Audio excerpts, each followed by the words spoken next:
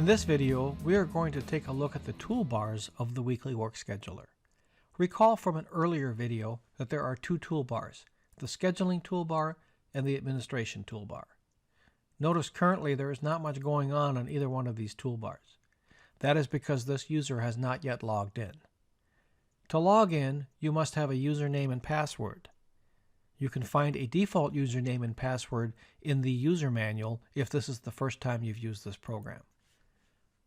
I'm going to log in as an administrator, and once I do, you can see now the toolbars have become available to me with all of the buttons and drop-downs. Let's start first by taking a look at the scheduling toolbar. Notice how the toolbars are divided into different sections.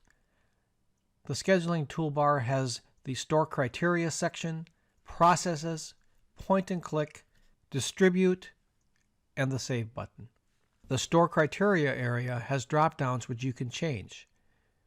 For instance, if your first day of the week is not on Monday, click on the drop-down and choose the correct first day of the week. If your store is 24 hours, you must change this to yes. Notice here we have school in session. Currently it is selected as yes. If school is not in session, be sure you change the drop-down to no. It's important to have this setting correct, as this affects how the program interprets minor labor laws, and in the summer, minor labor laws are much less restrictive than they are when school is in session. Should your company use a labor chart, this is where you select the appropriate labor chart. Also, along with your labor chart, if you have more than one salaried manager counting on that labor chart, you make your selection on this drop-down. Finally, minimum wage is entered here. Be sure to have the correct minimum wage in this field, otherwise the program will complain. The next area has to do with processes, and there are three processes that can be completed. One is called Clear Hours. This is the starting point for a new schedule for the new week. To clear hours, simply click the Clear Hours button, and all hours will be removed from the schedule. Now, we've discussed in a previous video, but I will point out again, if you click these lock buttons, any employee whose lock button has been clicked will not clear. Now I'm going to clear the hours. Notice how William and Sally have their hours remain on the schedule.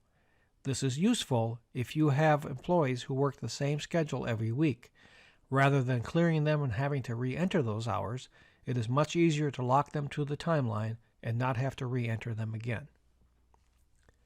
The next button is called Process Requests Off. The program has the ability for you to store requests off into the future. When you click this button, the program takes a look at all the requests off that you have entered that apply to this particular week. Should it find some for certain workers, it will automatically populate them to the timeline. The next button is the Process Can't Work. It is similar to Process Request Off, except here the program gets its information from an employee availability profile. If the employee has certain days that he or she cannot work, it will be populated to the schedule automatically when you click this button.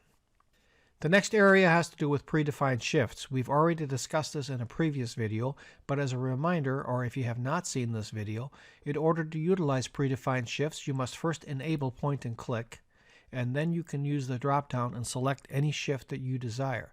Should you want to use a 5 a.m. to 2 shift, select that, click on the end time, and that shift will be populated to the employee's time automatically. Once done, click Disable. The next area allows you to distribute the schedule. You can print, email, print individual schedules, and email and text individual or all employees using these buttons. To print the schedule, click the Print button. The program will warn you if you have not yet audited the schedule. Auditing will be discussed in a future video. Click the Email button, you'll be presented with an email screen, which allows you to fill in an address for a recipient. Here you can email a copy of the schedule to anyone who desires to have a copy. The Individual Print button allows you to print out individual schedules, and the Email Text button allows you to email and text either individual employees or your entire staff. I have dedicated an entire video to the distribution functions, so that will cover all of these buttons in great detail. Be sure to watch that video. Finally, the Save button. Clicking the Save button will present you with various choices. Either that it is a new schedule that you have never saved before, or an existing schedule which you have previously saved. You can also use this button to exit the program, but be sure you save your changes first. Let's now take a look at the administration menu.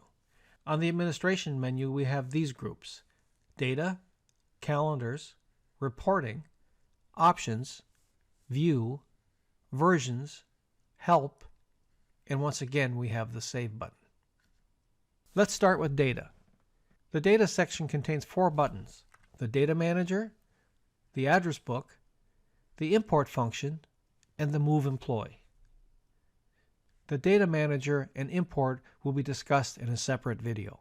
Let's take a look at the Move button. This is used to move an employee from one location on the schedule to another. Let's say we wish to move Joanne from position 5 to position 7. So simply click the Move button, enter position 5, then enter position 7, click OK, and the program will attempt to move the employee. If there is an employee at that position already, you will be warned that the employee cannot be moved to that location. Once completed, you will get a confirmation that the move has happened. Now notice that Joanne is in position 7 and all of her pertinent details have been moved along with her. The address book will contain all of your employees and their email addresses, and you can also add additional people not on your schedule that you frequently email. Moving to the Calendars section, you can see that there are 3 calendars: a schedule calendar, a school calendar, and a request off calendar. Use the schedule calendar to change the date of your schedule. You will use this each week as you complete a new schedule. Simply select the button, change the date, and you'll notice that the program now has a new date of 5/18/2015. Be sure you save your schedule with a new name so that your old schedule is not overwritten with a schedule with a new date. The School Calendar button allows you the opportunity to enter certain dates throughout the year that school is not in session. The program will take that into account when it does its audit. The Request Off calendar is used to enter multiple requests off. Say you have multiple employees who want the same day off. By using the Request Off calendar, simply double-click the date. In this case, it's May 22nd, and Sally and Mark both want it off. You can also enter a reason, click Save, and both of those requests will be saved. The next area is called Reporting.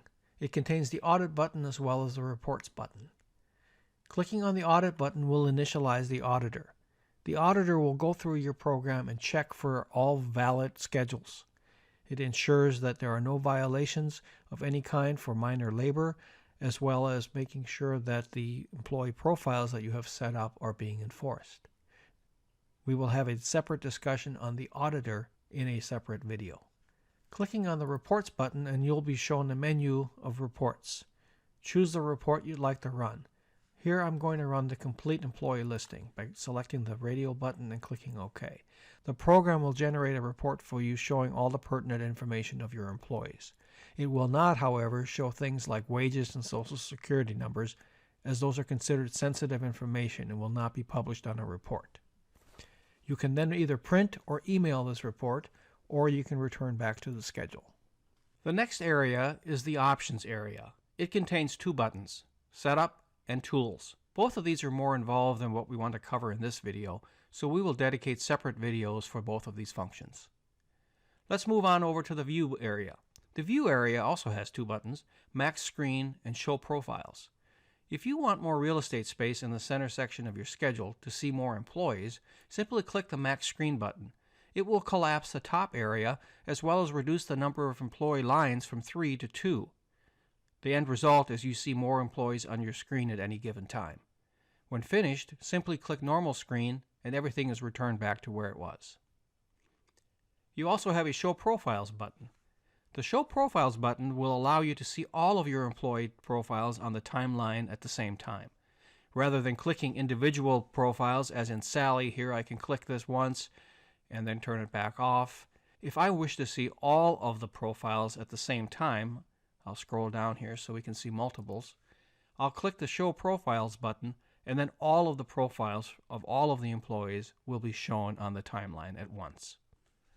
When finished, I can click Hide Profiles, and once again, everything is restored back to where it was. The next area is the Version area. It has 3 buttons: Version History, About, and Check for Update. The Version History will give you a detailed look at the history of the program and all of the features that have been added along the way and bugs that have been corrected, so on and so forth. If you're interested in such things, then click this button.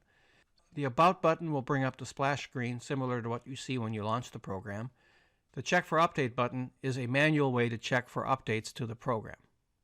Finally, we have the Help area. The Help area has 4 buttons: Video Tutorials, User Manual, Contact Support, and Remote Support. Clicking the User Manual will bring up the Weekly Work Schedule User Manual in PDF format, where you can find, search, and look for functions that you have more questions about. Contact Support will allow you to send an email to me requesting support for the program. Perhaps something isn't working the way it should and you need some help, or you wish to send me a message about a feature. Clicking this button will bring up an email form and will allow you to email me directly. Finally, the Remote Support button will bring up TeamViewer. I use TeamViewer to connect to your computer remotely. Once you launch this program, I will ask for an ID and a password, and then I can see your screen in order for me to assist you. We also have a duplication of the Save Quit button, and that is there for convenience. So as you can see, there are a lot of buttons and drop-downs on both of the Administration and Scheduling tab. These buttons and drop-downs are necessary for you to interact with the program. While we did not cover every single one of these in depth, in other videos we'll discuss these in much greater detail. That wraps up our look at the Scheduling and Administration toolbar.